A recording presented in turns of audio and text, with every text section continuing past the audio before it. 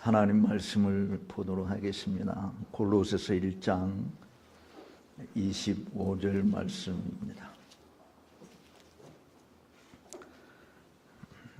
골로새서 1장 25절 말씀 한 절만 제가 읽겠습니다.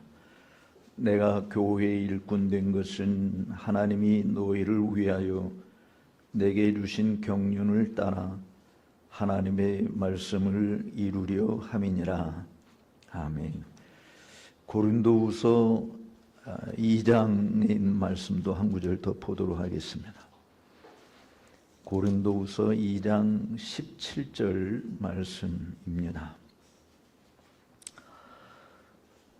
고린도후서 2장 17절 우리는 수다한 사람과 같이 하나님의 말씀을 혼잡하게 하지 아니하고 곧 순전함으로 하나님께 받은 것 같이 하나님 앞에서와 그리스도 안에서 말하노라. 아멘. 본문의 내용들을 여러분들이 다 잘 아시리라고 생각을 하기 때문에 다른 설명은 할 필요가 없으리라고 봐지고요. 지금 이 시대야말로 정말 하나님의 말씀을 혼잡하게 하는 시대의 가장 최극치에 이르렀다라고 해도 틀리지 않는 그런 시대라고 봐집니다. 이때 우리가 신앙 고백서 신조에 대해서 공부를 하는 것은 그 혼잡한 것들을 정리해 주는 최고의 잣대이다 라고 하는 것 때문에 그래요. 한국개혁주의 설교연구원이 2010년도에 개혁교회의 신조와 목회의 실제라고 하는 주제로 지금은 고인이 되었습니다만 스코틀랜드에서는 이안디 캠벨 박사님 모시고 그때 주 세미나를 했었는데 그때에도 별로, 그러니까 지금 한 14년 전이잖아요. 우리 일반적으로 교회가 별로 관심이 없었습니다. 그런데 14년 후에 지금 저희가 이렇게 개혁교회 신조와 신앙 고백이라는 주제로 특별한 강의를 하게 되었을 때 그때 모였던 숫자에 하여간 배는 아니더라도 한 3분의 1 이상은 더 많이 오셔서 지금 이렇게 세미나에 참석을 하셨고 그리고 또 상당수의 교회 이렇게 일반 성도들도 이번에 이렇게 참석을 하게 되어져서 참 하나님께 저는 한편으로 굉장히 감사하게 생각을 합니다. 제가 1992년도에 한국개혁주의 설교연구원을 우리 사랑하는 서문각 목사님과 같이 이 모임을 출범시킬 때만 해도 그때 들었던 소리는 지금 이 시대에 무슨 개혁주의냐, 지금 이 시대에 무슨 청교도냐, 정말 조롱하고 비난했던 사람들이었습니다. 제1회 세미나 할 때 14명이 참석을 해서 사실 세미나를 시작을 했었던 건데 그 당시는 리폼드라고 하는 이름을 가지고 교회를 하는 교회들이 한 군데도 없었습니다. 그런데 지금은 그래도 리폼드 교회를 하고 있는 분들이 전국에 100여 개 교회 이상 이렇게 생긴 것을 보면 정말 하나님의 은혜가 굉장히 크다. 그리고 이렇게 개혁주의 신조를 배우기 위해서 여러분들이 이렇게 많이 참석하신 것에 대해서 정말 저는 감사하게 생각을 하고 또 이번 모임을 준비하신 우리 또 새 원장님을 비롯해서 이사들 정말 수고들을 많이 하셨다라고 생각을 해요. 그리고 작년에 웨스트민스터 종교회의 380주년을 기념해서 삼성제일교회에서 웨스트민스터 신앙 고백서에 대한 강의가 있었고, 그리고 오늘 이제 올해는 381주년인데 이렇게 웨스트민스터 신앙 고백서를 다룰 수 있는 기회가 된 것에 대해서 매우 기쁘게 생각하고, 작년에 제가 삼성제일교회에서 했을 때 발표했던 내용과 내용을 좀 보충을 해서 사실은 새롭게 원고를 작성을 했습니다. 근데 시간이 뭐 저는 90분 강의라고 생각을 하고 준비를 했는데 이제 70분만 딱 하라고 그러니까 역사적 배경을 좀 이야기하는 것은 좀 건너뛰고 여러분의 교재 59쪽에 있는 웨스트민스터 종교회의의 역사만 다루도록, 그 당시 잉글랜드의 종교개혁의 역사적 배경도 우리가 전부 다 알면은 뭐 좋은 것이지만 그냥 간단히 이야기하면 1517년에 종교개혁, 루터의 종교개혁의 여파가 잉글랜드까지도 영향을 미쳐서 사실은 잉글랜드 교회 개혁을 위해서 끊임없이 주장했던 사람들이 그 당시 이제 종교 개혁가들이라고 그냥 사람들이 이야기는 했습니다만, 실질적으로 뭐 칼빈이나 낙스나 쥐빙글이나 또 루터처럼 그렇게 했던 사람들은 없었지만, 어쨌든 교회 개혁이 유럽 대륙의 이 루터의 영향을 입은 사람들이 그렇게 개혁해야 된다라는 주장들을 많이 했었죠. 그런데 당시 헨리 8세 왕이 그거를 완강하게 거절을 하고 본인의 재혼 문제 때문에 이 로마 카톨릭과 단절을 하면서 새로 만든 것이 1530년에 앵글리칸 교회, 오늘날 우리 성공회로 알려진 앵글리칸 교회를 만들었을 때 사실은 모두가 다 환영을 했는데, 그 개혁을 주장했던 사람 환영했는데 뚜껑을 열어보니까 겉옷만 개신교고 속옷은 다 로마 카톨릭이랑 똑같다. 이렇게 해서 이제 계속 끊임없이 교회 개혁을 주장하다가 헨리 8세가 죽고 에드워드 6세가 뒤를 이어서 왕위에 올랐지만 나이가 너무 어린 탓에 사실은 어려움을 많이 겪었습니다만, 그래도 개신교 사상의 영향을 받은 가정교사 밑에서 있으면서 또 존 낙스가 옆에서 협력하고 이래서 정말 개혁주의 개신교 사상을 많이 보급하고 그랬는데, 에드워드 6세가 16살 나이에 죽어요. 우리 김주모 목사님 강의에는 에드워드 6세가 9살 때 왕위에 올랐다고 그러는데, 어디에 근거해서 9살 그러는데 제가 본 이래까지 역사책에는 11살 때 왕위에 올랐다고 그러는데, 하여간 뭐 그거는 좀 이제 사실을 한번 확인해 보시면 좋을 것 같다 생각이 듭니다. 그리고 16살에 이제 세상을 떠나고, 그리고 메리 여왕이, 피해 여왕이라고 하는 메리가 이제 헨리 8세의 장녀인데, 그 메리 여왕이 왕이 되면서 로마 카톨릭으로 회귀하고자 하는 운동을 벌여서 개신교 사상을 가진 사람들을 대거 숙청을 합니다. 그래서 약 278명이 순교를 당하고 존 낙스를 비롯한 800여 명의 개혁 신앙을 부르짖는 사람들이 이제 유럽 대륙으로 망명을 떠나게 되죠. 그리고 메리 왕이 하나님의 어쨌든 심판이라고 우리는 이제 그렇게 생각을 하는데, 5년 1558년에 세상을 떠나게 되고 나서 우리가 잘 아는 엘리자베스 1세 여왕이 등장을 해요. 그리고 엘리자베스 1세 여왕은 사실은 개신교 신앙을 가지고 자랐는데, 그래서 대륙으로 망명 갔던 사람들이 다 돌아와요. 엘리자베스 1세 여왕을 통해서 잉글랜드 성공회가 개혁이 되겠다 이렇게 생각을 했었는데, 어쨌든 그 부분도 뜻대로 되지 않고, 원래는 엘리자베스 1세 여왕은 자기 아버지 헨리 8세가 이야기한 교회 수장권, the headship of Christ, the church, 이 교회 수장권에 대해서 바로 자기 아버지가 왕이 교회 머리다라고 이야기한 것을 그대로 이어받는 바람에 이제 개혁자들하고 대충돌을 벌입니다. 그래서 엘리자베스 1세가 처음으로 퓨리탄이라는 말을 교회 개혁을 부르짖는 사람들에게 쏘아댄 거예요.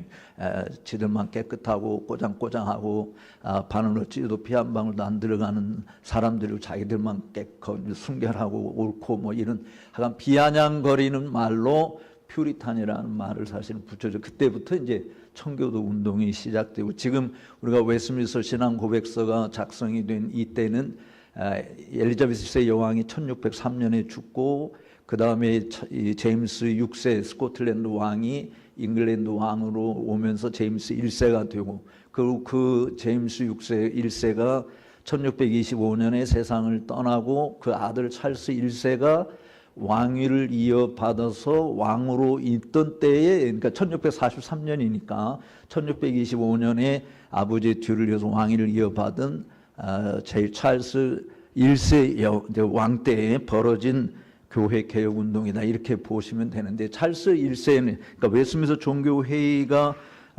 일어난 이 부분의 가장 근본적인 배경은 어쨌든 교회의 머리가 누구냐라고 하는 이 부분이 가장 사실은 큰 이슈라고 보아집니다. 그래서 이 청교도들은 교회의 머리는 예수님이고 왕이 아니다라고 하는 이제 이 부분과 갈등. 그래서 찰스 1세는 어쨌든 장로회주의 정치 원리나 뭐 모든 걸 다 배격하고 오직 감독주의를 통해서 스코틀랜드 교회와 잉글랜드 교회가 하나 되는, 그러니까 1560년에 이미 존 낙스를 통해서 스코틀랜드는 장로교로 종교 개혁이 성공을 했고, 제임스 6세 왕이 장로교의 왕이었기 때문에 그 왕이 잉글랜드로 내려와서 잉글랜드까지 통치를 하게 되니까 장로교로 앵글리칸 교회가 종교 개혁을 이룰 수 있다라고 하는 기대감이 엄청나게 컸던 거거든요.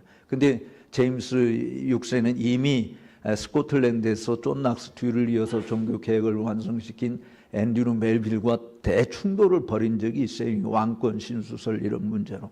그래서 사실은 자기가 교회, 하나님으로부터 교회와 국가를 다 통솔할 수 있는 권한을 받았다라고 주장했다가 그만 그 앤드류 멜빌의 강력한 설교에 의해서 포기하고 있었는데, 잉글랜드 내려오니까 멍석이 깔려 있잖아요. 교회 머리가 왕으로 돼 있단 말이에요. 그러니까 이 퓨리탄들이 기대한 만큼 이 장로교로 종교 개혁이 되겠다라고 하는 기대는 완전히 다 무너지게 되어지고, 그래서 이제 1621년에 메이플라워 타고 미국 신대륙으로 건너간 것이 이제 미국의 청교도들의 시조가 된 거거든요.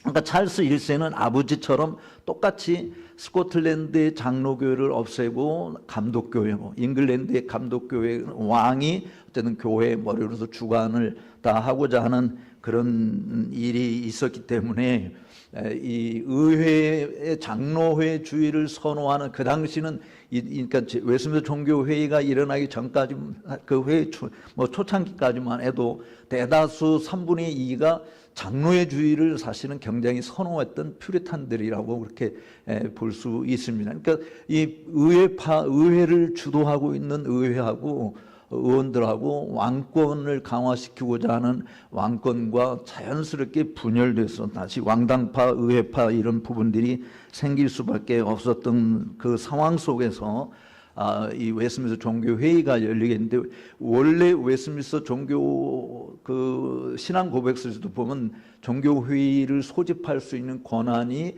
왕에게 있다라고, 그게 이제 비판받는 것 중에 많이 있는데, 근데 이 웨스트민스터 종교 회의는 왕이 소집한 게 아니었어요. 누가 소집했느냐? 의회가 소집을 합니다.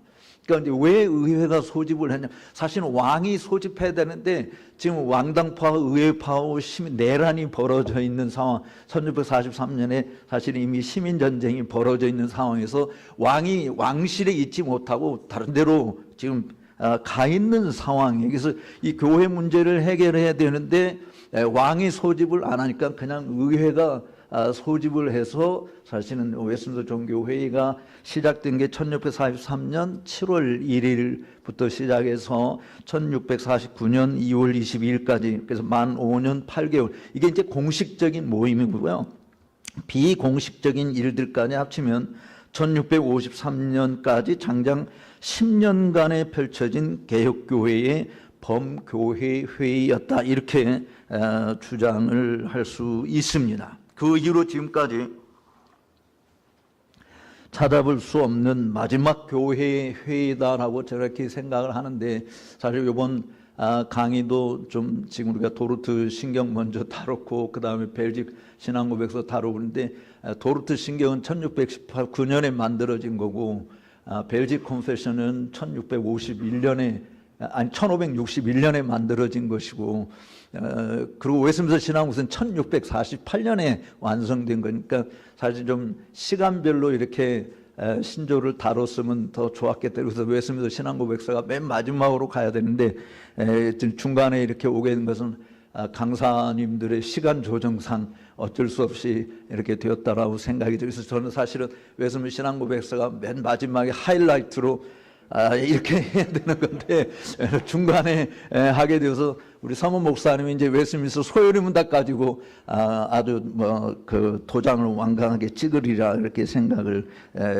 하게 됩니다. 어쨌든 웨스민스터 신앙 고백서를 만들기 위해서 이들이 모인 이 과정 자체도 뭐 여러분들이 보게 되면 이제 각 의회에서 각 지방의 영주들이나 그 뭐 시장들 이런 사람들의 추천을 받아서 그 총대들을 선발을 한 거거든요. 그래서 선발한 내용들이 61페이지에 보게 되면 총 199명이 선정되었다라고 하는 내용이 있는데, 이 우리 김주모 목사님 필립 샤프의 이야기를 했습니다. 필립 샤프도 결과적으로 인정한 게 뭐냐면 지금까지 일어난 교회 회의 중에서 가장 성경적이고 신학적으로 최고의 종교 회의였다라고 이야기했듯이, 근데 종교 회의의 총대로 뽑히지 않은 사람 중에 이런 유명한 말을 하는 사람이 누가 있냐면 리차드 박스터가 한 말이 있어요. 제가 거기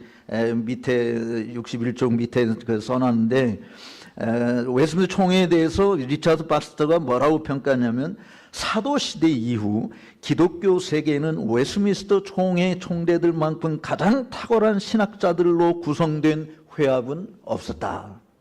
또 신라원을 쓴 이 밀턴도 경건한 면에서 학식적인 측면에서 신중함이 담겨있는 선별된 모임, 학식 있고 기억에 남는 대회라고 불렀을 정도로 구성원 측면에서 그리고 그 낳은 결과물 측면에서 봐도 기독교 역사상 가장 탁월한 모임이었다라고 하는 것을 부정할 수 없습니다. 그리고 이렇게 이야기할 수밖에 없는 게, 이 이후로 예를 들어서 종교 회의가 또 있었다고 한다면 뭐 우리가 또 평가를 내릴 수 있는데, 그럼 웨스민스터 종교 회의 이후로 물론 이제 이 웨스민스터 신앙 고백서를 반대했던 회중주의자들이 나중에 1653년에 사보이 디클라레이션을 만들어서 이제 사보이 선언문, 그거는 이제 사실 사보이 선언문을 만들어내긴 했어도 그거는 뭐 종교회의에서 만들어낸 것이라기보다는 회중주의자들이 사실은 자기 웨스민스터 신앙 고백서를 다 수용을 못하겠다.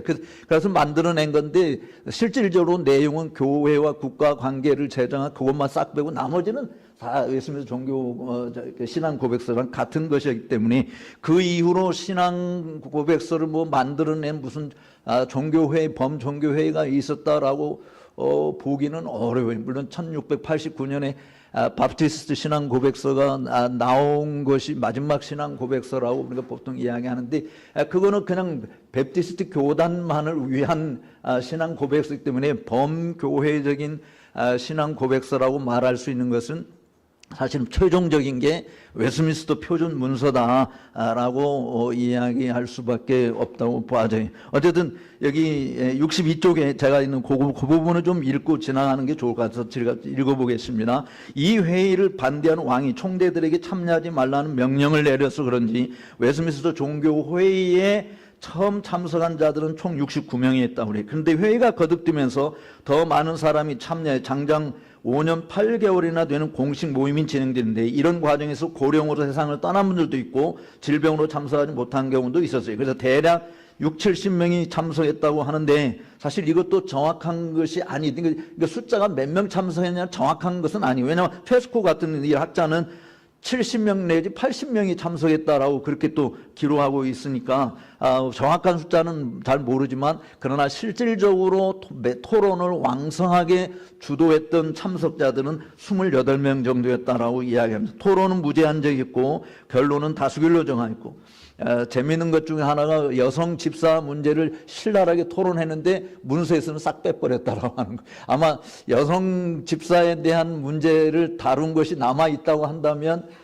오늘날 여성 안수 문제를 가지고 이해할 때 좋은 어떤 근거 자료들도 삼을 수 있을 텐데 어쨌든 논의는 해놓고 결과물을 제출할 때는 그 장을 싹 빼버렸다라고 하는 것이 아마 그 이유를 그들은 그 여성에게 안수를 주고 교회의 직원으로 그러니까 오피스 베어러로 이야기하는 것을 성경에서 충분한 답을 찾지 못해서 그런 것이다 이렇게 뭐 보통 이렇게 추측을 합니다. 어쨌든 간에 웨스민스터 총회는 처음에 잉글랜드 땅에서 잉글랜드 교회의 교리와 예배 및 정치에 관한 성경적 지침을 찾는 것이었는데요. 그러나 시민전쟁의 발발로 잉글랜드는 스코틀랜드의 군사적 원조와 절실하였고 스코틀랜드는 잉글랜드의 개혁파 장로교 신학적 기조를 확실히 심고자 하는 의중이 강렬하였기에 엄숙동맹과 언약을 맺어 언약도들의 전쟁 참여를 가능케 했으며 여기 언약도들은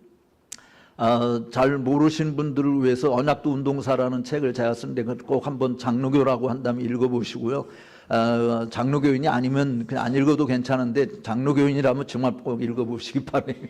그 언약도는 누구냐면 1638년에 그러니까 1637년에 찰스 1세가 스코틀랜드 교회 장로교를 없애고 그 당시 캔터베리 대주교인 라우드 그 캔터베리 대주교하고 짝짝꿍해서 공동 기도 예식서를 만들어내요. 그래서 1637년 11월 달에 존 낙스가 목회했던 세인트 자일스 철의 캐시드랄에 가서 장로교 예식을 없애버리고 성공의 이 공기도 예식서를 가지고 예배에 집전하게 될 때 그때 제니스 케데스라고 하는 18살 소녀가 자기가 안고 있던 의자를 들고 신부에게 던지면서 우리는 장로교 예배를 원한다. 그렇게 해서 이제 폭동이 벌어져서 그 스코틀랜드 전역으로 장로의 주의를 지킨다라고 하는 그런 의도로 물론 이제 교회의 머리도 예수님이고 우리는 오직 성경의 최고 권위를 믿고 그리고 왕과 맺었던 언약 이런 모든 문서 내용들을 기록하면서 이제 1638년 2월 28일에 그 그레이프라이 커크라운 에딘버러에 있는 그 교회당에서 이제 문서에 서명을 해요. 그 서명자들을 언약도라고 이야기하는. 그래서 언약도하고 퓨리탄하고는 동시대 사람이지만 끝까지 장로교를 지키다가 순교를 당한 사람들이라고 이야기할 수 있고 퓨리탄들은 웨스민스터 종교 이후로 사실은 다 사분오열돼서 장로교를 지킨다라고 하는 사람들은 별로 남아있지 못하는 그런 건데 어쨌든 이 스코틀랜드의 언약도의 지원이 필요했어요. 그러니까 찰스 1세가 이 스코틀랜드 언약도들을 전쟁을 벌였거든요. 그런데 하나님의 은혜로 전쟁에서 승리를 하고 난 다음에 이제 잉글랜드 내에서 시민전쟁 보니까 이 언약도의 지원을 받기 위해서 엄숙동맹과 언약을 맺었던 것이죠. 그래서 그 내용은 전쟁에서 이기면 잉글랜드, 스코틀랜드, 아일랜드 세 나라의 국교를 장로교로 한다 이거였거든요. 네. 그래서 전쟁에서 이겼어요. 그런데 잉글랜드도 오리발 내밀었고 그래서 스코틀랜드만 장로교를 지키게 된 건데 어쨌든 총회는 사실은 이 39개 잉글랜드 성공회의 신앙 고백서를 개정하기 위해서 모였던 거였는데 언약도 이 동맹을 맺으면서 언약도들이 대표단을 파송을 해요. 그러니까 사실 스코틀랜드의 목사 4명과 그러니까 원래 목사 6명 그다음에 장로 3명 9명 임명 받았습니다만 실제로 참석한 사람은 목사 4명 장로 2명 이렇게 6명이 대표단으로 참석하는데 이 대표단의 권한은 발언권만 있고 결의권은 전혀 없는. 왜냐하면 참관인 이게 잉글랜드 의회에서 모인 잉글리시 종교회의였기 때문에 스코틀랜드의 대표단들은 그냥 발언권만 있었고 결의권은 없는 참관인들로 왔던 것이었거든요. 근데 이들이 오면서 하나님의 정말 특별한 섭리라고 보아지는 건데 아까 그 도르트 신경 만든 것도 하나님의 특별한 간섭이 있었다고 그러지 않았습니까? 이 웨스민스터 문서도 정말 하나님의 특별한 섭리. 좀 이따 제가 왜 그런 일이 벌어졌는지를 다시 설명을 하겠습니다만은 이 과정에서 스코틀랜드 대표단들이 참여하면서 어떤 분위기로 전환이 되었냐면 39개 조 신앙 고백서를 폐기하고 전혀 새로운 신앙 고백서를 만들자라고 하는 것이 되어서, 그래서 이미 스코틀랜드 대표단이 내려왔을 때는 39개 신조들 가운데 16번째 신조를 다루고 있었던 상황이었거든요. 그러니까 앞에서 상당수 이 신조들을 다뤘는데 이 스코틀랜드 대표단이 오면서 그 모든 내용을 없던 걸로 하고 새로운 신앙 고백서를 만든다라고 하는 이런 일이 벌어진 거예요. 그러니까 만약에 하나님께서 왕당파가 전쟁에서 승리를 했다고 한다면 웨스민스터 종교회는 없었을 거라고 봐요. 그러니까 하나님의 정말 묘한 섭리, 웨스민스터 종교회의가 형성이 되도록 의회파가 승리를 거둔 거죠. 이렇게 웨스민스터 총회 역사 내에서 우리가 보게 되면 정말 하나님 앞에 겸손해질 수밖에 없고, 이들이 진리를 위해서 얼마나 피나는 싸움이 있었는가라고 하는 것을 보게 되는데, 하나님의 말씀에 따른 교회의 완전한 개혁을 달성하는데 실패한 이야기를 이 웨스민스터 총회에서 담고 있습니다. 그러나 그것은 또 고무적 큰 격려를 받기도 하는데, 왜냐하면 주님께서 지난 4세기 동안 개혁교회들 그리고 다른 교회들에게 신학적 명확성과 성경적 방향을 제시하기 위해서 총회의 모든 결정을 사용하셨기 때문이다라고 제가 생각을 해요. 그러나 하나님의 생각은 우리 생각과 정말 다르다라고 하는 것을 볼 수 있는데요. 이 과정 속에서 전쟁, 그러니까 정치적이고 어떤 종교적인 이런 야욕으로 물들어 있는 이런 건 빼고 그냥 순수하게 하나님께서 웨스민스터 종교회의를 사용해서 역사에 정말 길이 남는 문서들을 만들어냈다라고 하는 데 초점을 주고요. 그래서 이 웨스민스터 신앙 고백서의 특징, 그러니까 소요리 문답이나 대요리 문답, 예배 모범, 권징조례, 이 5가지 문서를 웨스민스터 표준 문서라고 하는데, 그 중에 지금 웨스민스터 신앙 고백서를 다루는데, 저는 아까 도르트 신경도 그렇고 벨직 컨페션도 그렇고 정말 칼빈주의, 개혁주의 신학의 총남, 또 아주 그 신학의 요점들을 최대한 정리해 놓은 그런 거의 완벽한 것들로 이렇게 이야기하지만, 실질적으로 웨스민스터 신앙 고백서만큼 온전한, 저는 성경처럼 완전하다고 말을 할 수는 없어요. 왜냐하면 신앙 고백서는 성경이 아니기 때문에.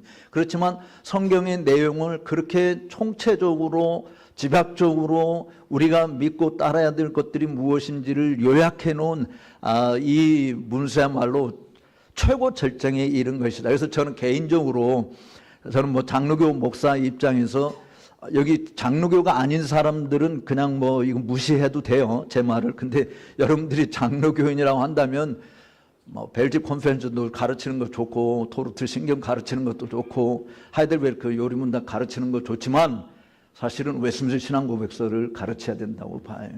웨스민스터 신앙 고백서가 그 모든 내용을 다 담고 있어요. 왜냐하면 역사적으로 보게 되지만 이미 시간적으로 16세기, 17세기 거쳐오면서 마지막 최종적으로 그들이 전부 다 앞서 나온 문서들을 다 사실 섭렵해 가면서 만들어낸 것이기 때문에, 이제 우리가 가르칠 때 웨스민스터 신앙 고백서를 가르칠 때 이런 조항이 하이델베르크 문답서에서 또는 도르트 신경에서 뭐 벨직 컨페션에서 또는 프랑스 신앙 고백서에서 어떻게 다루는지 그런 거는 이야기해도 되지만, 저는 장로교 목사로서, 우리 김종훈 목사님 양해해 주십시오.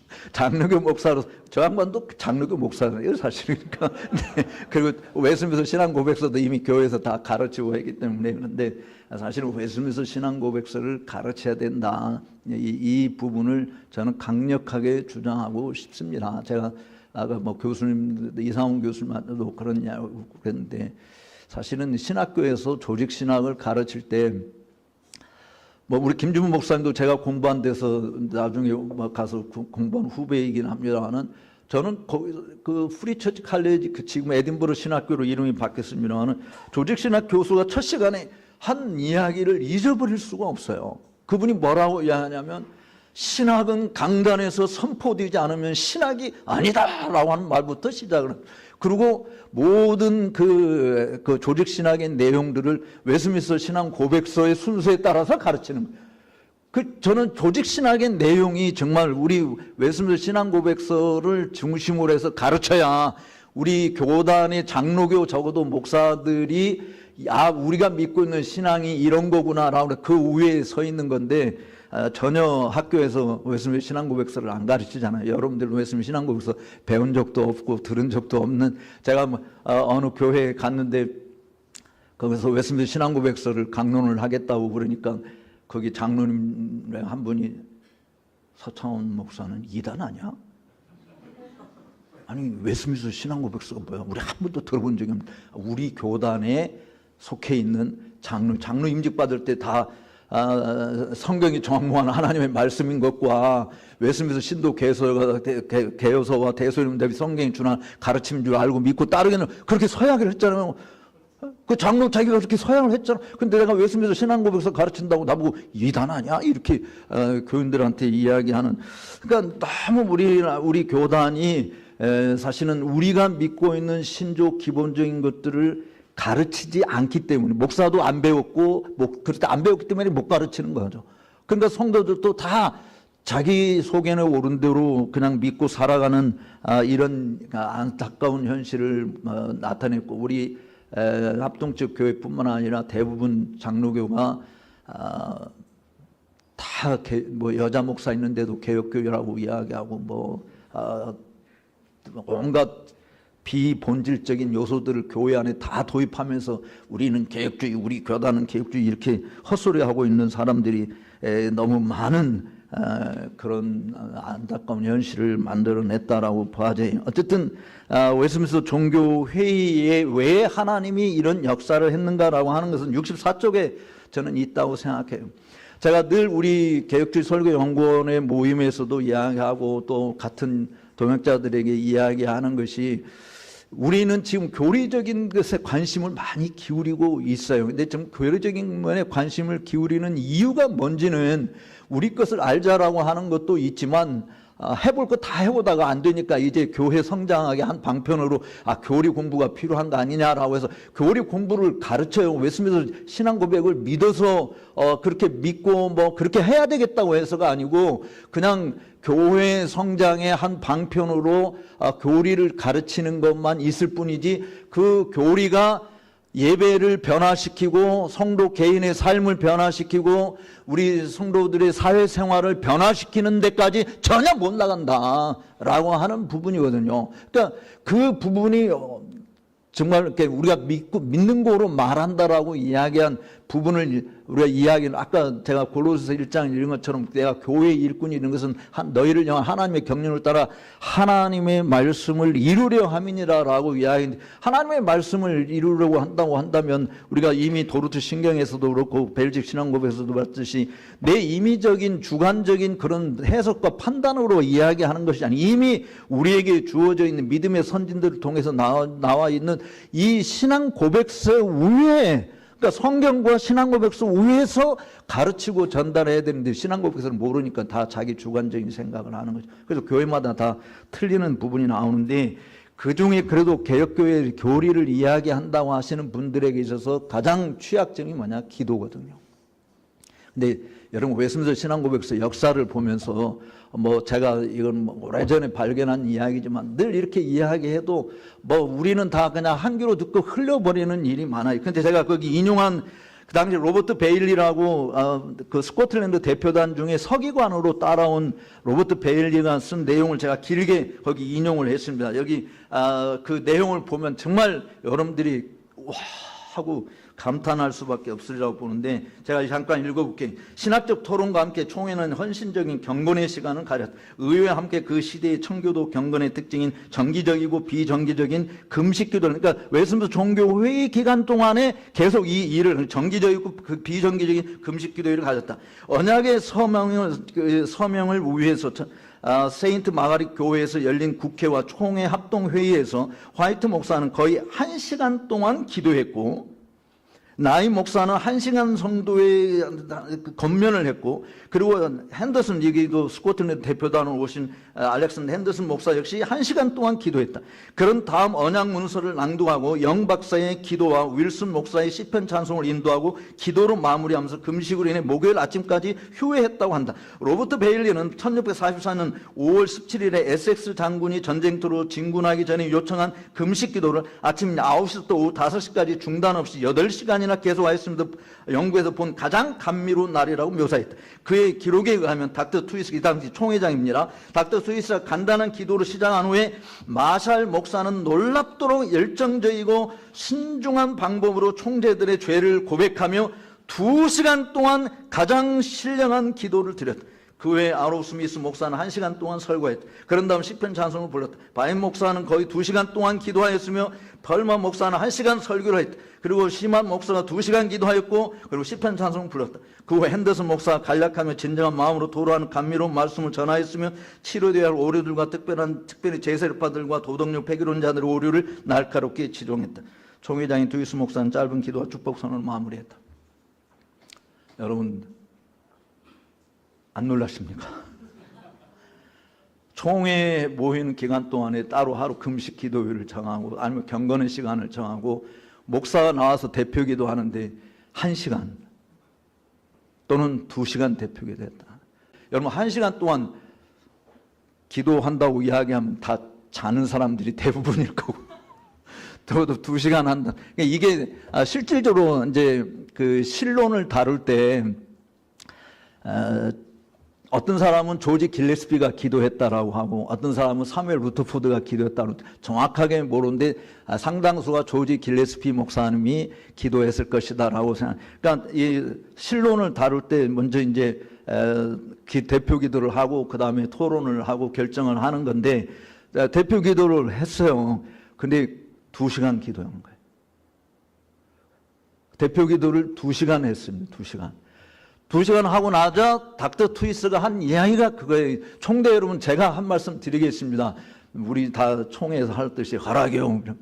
그러니까 이 총회장께서 그 말씀하시기를, 우리가 오늘 신론을 토론하기 위해서 모였는데 제 생각에는 신론에 대해서 토론할 결의가 하나도 없고 방금 전에 기도하신 목사님의 기도를 신론으로 정하는 게 어떻게 있습니까?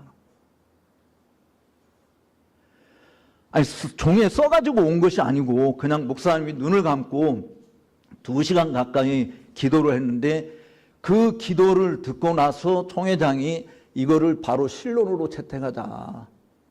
아무도 반대 안 하고 다 만장일치로 올소해서 그 신론, 우리가 웨스민스터 2장에 하나님에 관하여라고 하는 그 내용은 목사님의 대표 기도문이었다. 그리고 한번 기도를 생각을 해보자고요. 우리 자신이 하나님 앞에 기도하는데 우리의 기도가 모든 그리스도인이, 그러니까 그리스도인은 모두가 다 믿고 따를 만한 그런 내용의 기도로 하나님 앞에 나아갈 수 있는 것인가. 그것도 눈 감고 그냥 적어가지고 한 것이 아니고 정말 하나님의 역사가 얼마나 강력했는가라고 하는 것을 보여주는 단편이죠. 이 기도, 이걸 통해서 사실은 하나님이 정말 이제까지 교회 회의가 만들어낸 모든 문서들 중에 최고의 완성본을 하나님께서 나타내신 것이 아닌가. 저는 하나님의 특별한 간섭이 바로 저는 여기에서 있었다라고 생각하는, 기도하지 않고 그냥 우리 머리로 하는 부분들은 절대로 하나님의 역사가 일어나지 않는다고 보는 확신하거든요. 그러니까 정말 여러분들이 하나님 앞에 기도하는 적어도 이들이 모여서 1163번의 회의를 걸쳤거든요. 그러니까 5년 8개월 1163번의 회의를 걸칠 때마다 그들이 하나님 앞에 얼마나 간절하게 말씀에 어긋나지 않도록 하나님의 인도함을 받아서 정말 역사에 남는 문서들을 만들어냈는가. 저는 여러분들에게 개별적으로 우리가 신앙 고백서나 요리문답을 만들 수 있는가?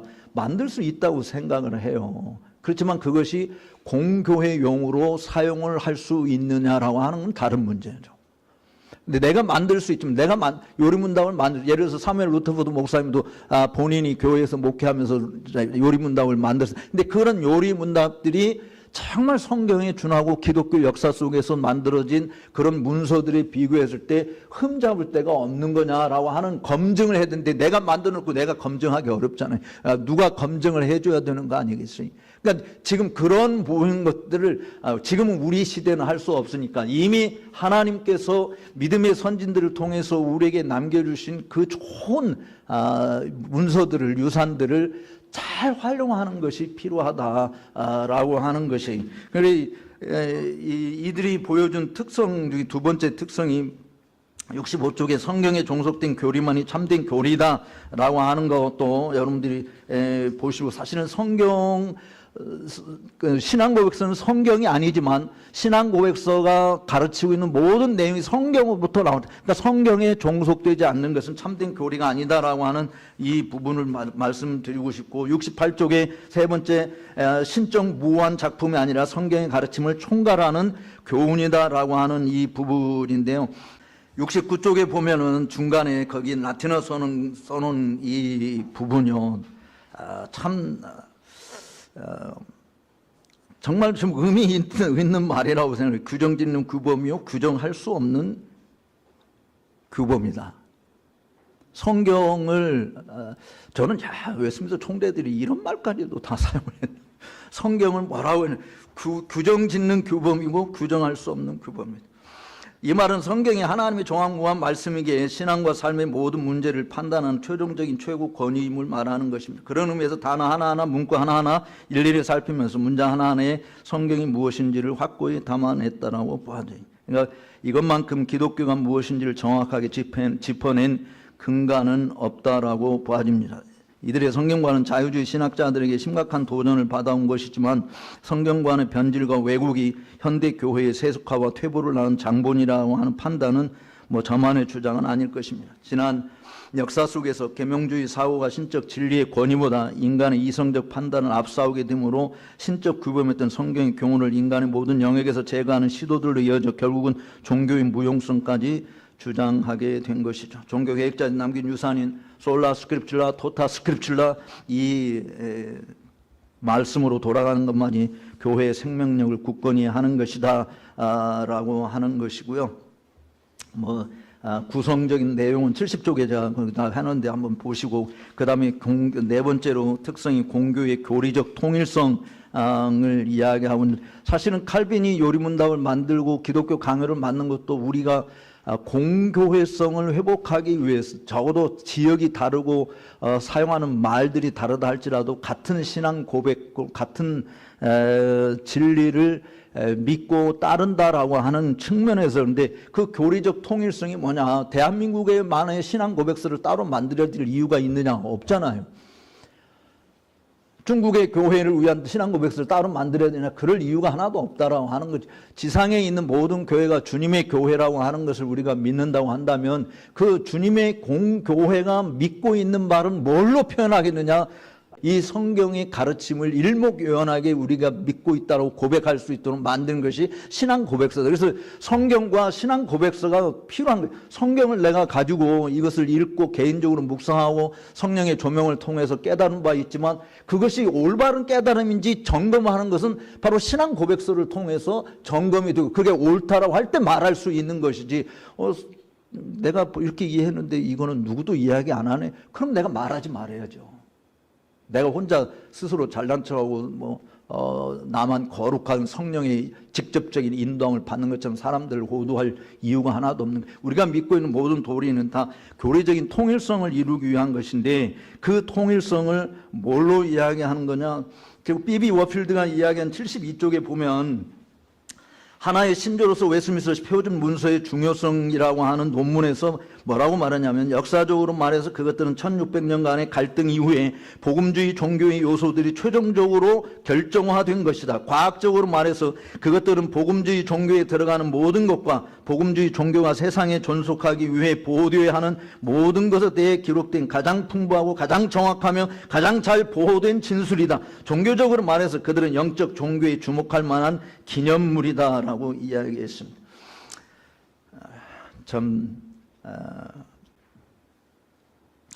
이런 문서임에도 불구하고 비판적인 요소가 있죠.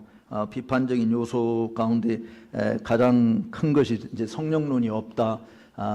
오늘날 20세기의 선교에 대한 장이 특별히 없다라고 하는 이런 부분들에 대해서 언급하고 있는데요. 뭐 제가 거기 비판적인 내용들을 여러분들이 보게 되어지면 이게 얼마나 잘못된 비판인가라고 하는 것을 볼 수 있다고 봐져.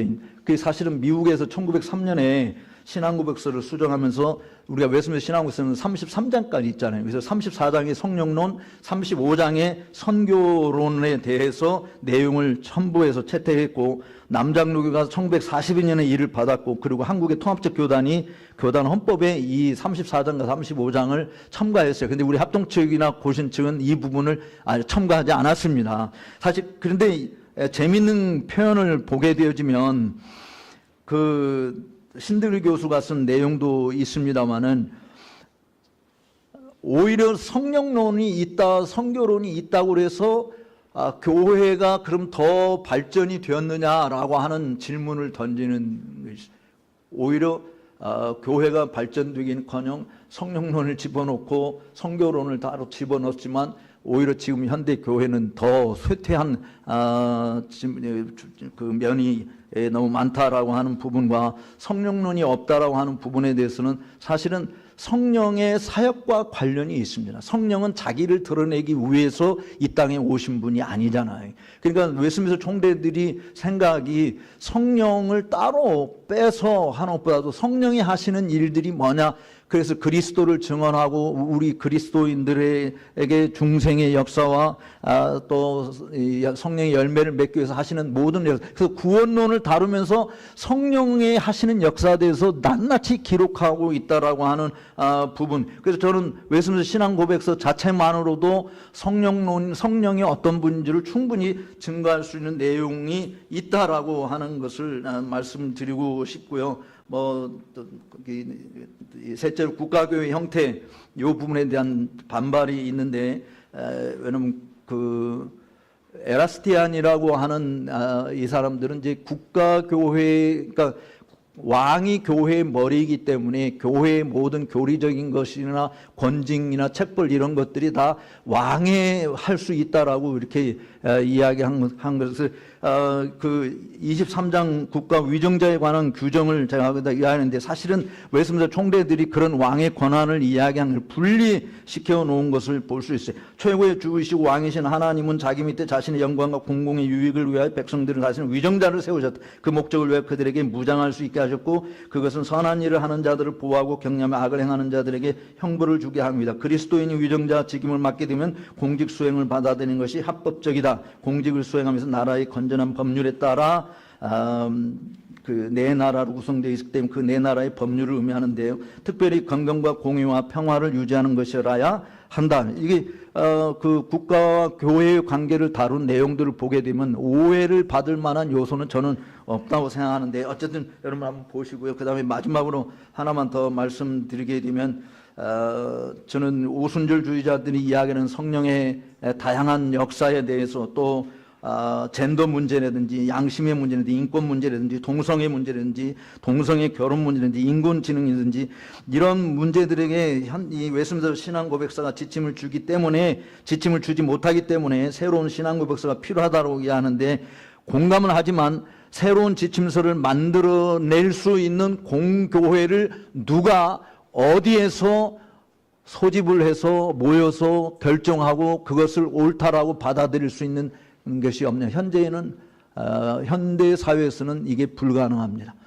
전 세계에 흩어져 있는 교회들을 대표한 총대들이 다 한 곳에 모일 장소도 없고 거기에 들어가는 비용을 댈 만한 교회들도 없고, 또 그 사람들의 대표성을 인정해 줄 만한 그것을 모든 공교회가, 예를 들어서 우리 합동적 교단이 정했다고 해서 통합측이 받을 이유가 없잖아요.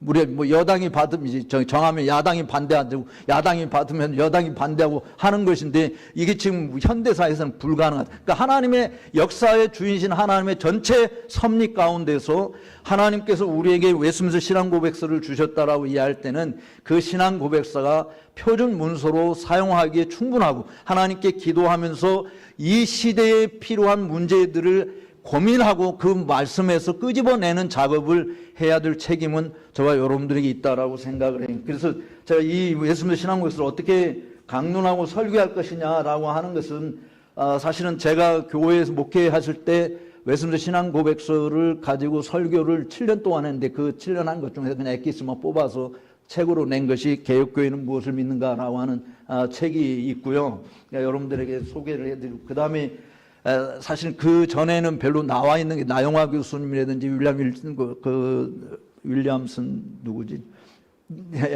그분이 번역 강론한 책도 우리가 없는데 최근에 크리스찬 르네상스에서 정요성 목사님이 웨스민스터 신앙 고백서 삶을 읽다는 이렇게 2권 낸 것이 있어서 여러분들이 참고해 보면 굉장히 유익하리라고 봐지고 또 장대선 목사도 웨스민스터 신앙 고백서 스타디라고 하는 거 그다음에 우리 여기 원 황갑수 목사도 교회에서 사용할 수 있는 내용 책으로는 안 나왔죠? 책으로 나왔습니까? 네. 그렇습니다. 내가 기억을 못해도 미안합니다. 어쨌든 교회에서 충분히 가르칠 수 있도록 그렇게 한 것들이 있으니까 참고로 해서 여러분들이 사용을 하시면 좋겠다라고 생각하는데 뭐 시간을 좀 지나서 그런데 질문하실 분 뭐 혹시 있으시면 질문해 주시면 좋겠습니다.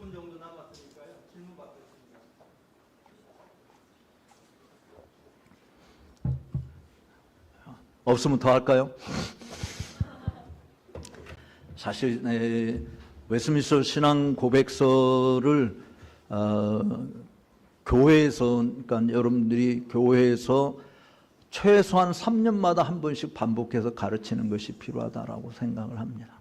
3년마다 한 번씩 반복해서 가르치고 아니면 뭐 여러분들이 가르치기 다 힘들면 어쨌든 목회하는데 10년 안에 반드시 한 번 이상은 가르치는 것이 필요하다라고 하는데 이런 뭐 요즘에 나온 게 아주 젊은 분들이 좋게 잘 써놓은 책들이 있으니까 여러분들이 한번 보시면 같이 공부하는데 그룹 스터디 하는데도 매우 유익하리라고 생각하고 저는 사실은 웨스민스터 신앙 고백서를 설교해야 된다라고 생각을 해서 제가 개혁교회는 무엇을 믿는가라고 하는 제목으로 웨스민스터 신앙 고백서를 7년 동안 강론하면서 거기에 했던 걸 그냥 책으로 낸 건데 여러분들이 교회에서 이거 가지고 그대로 설교를 해도 저는 뭐 유익하다라고 그렇게 이제 생각을 저는 뭐 그거를 표절이라고 생각하지는 않는데 어쨌든 책 이야기하면 되잖아요. 누가 쓴 책인데 이 책 가지고 합니다라고 이야기하면 그럼 표절은 아니잖아요.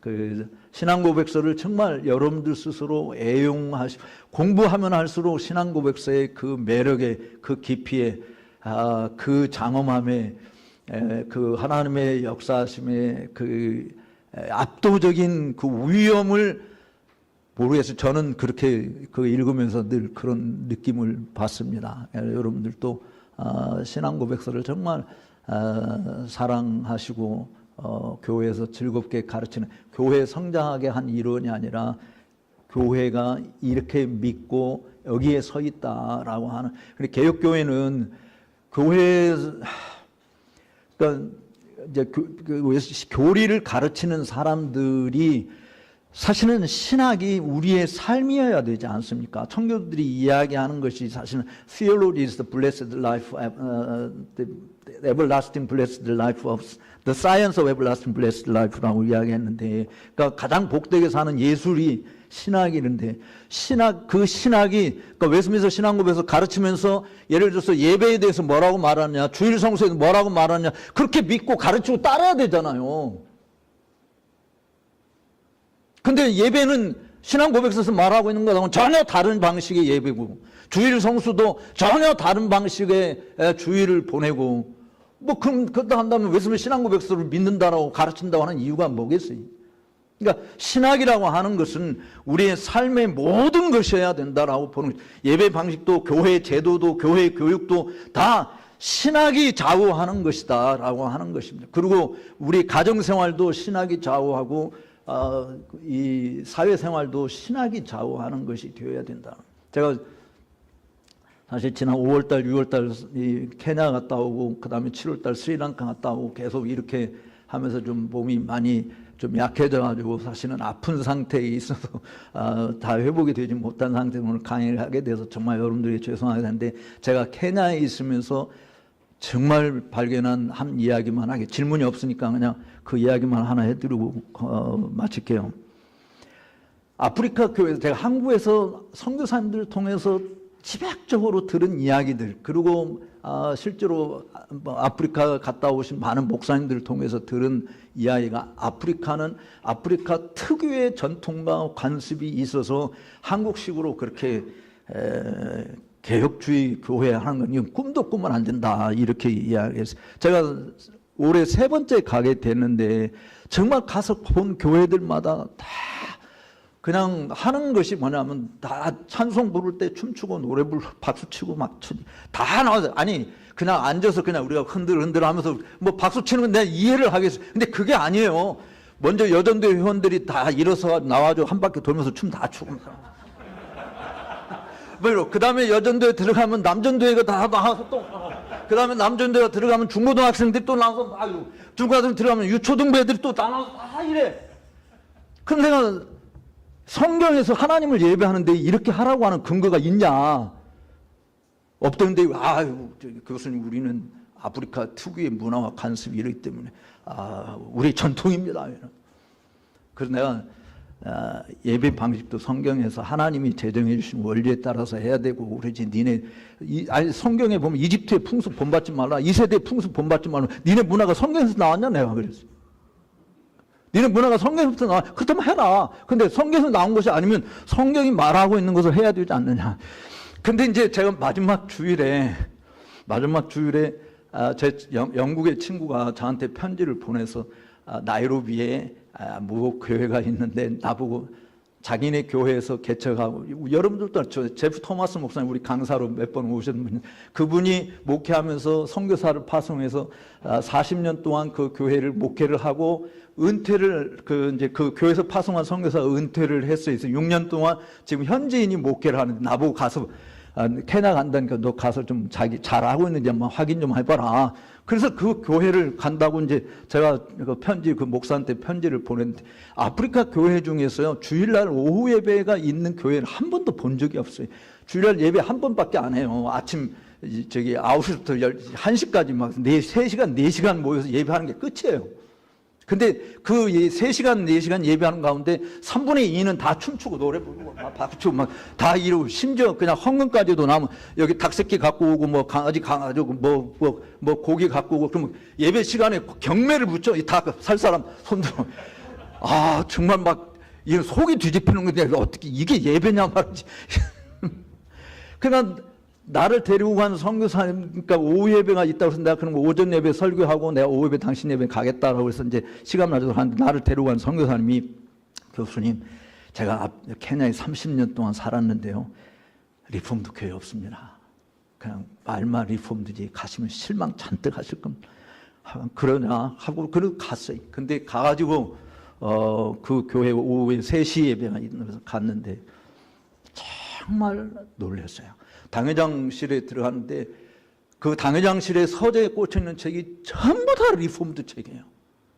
그러니까 선교사님이 자기는 케냐에서 이런 책들을 구하고 싶어도 전혀 제가 책을 구해서 사실은 스코틀랜드 바노브 주루스도 이야기해가지고 100권을 보내줬어요. 근데 지금 1년 반이 됐는데도 책이 안 와. 거기서는 보냈는데 한국에서 도착해가지고 책이 어디로 날아갔는지도 몰라. 그러니까 책을 받을 수가 없어. 근데 이 당회장 목사님실에 오니까 개혁주의 책들로 다 꽂혀 있는 거예요. 그리고 제가 알고 있는 개혁주의 신학자들, 현존하는 개혁주의 목회, 이 흑인 목사님이 다 알고 있더라고요. 그리고 예배에 저보고 설교하라고 해서 당신 다음에 오면 내가 설교할게, 당신이 설교하라고. 그럼 이제 예배에 딱 들어갔는데, 예배 시간에 한 350명 모였는데요. 악기는 하나도 존재하지 않아. 피아노 한 대만 딱 존재해. 춤추는 거 전혀, 노래 선교단 팀, 찬양팀 전혀 없어요.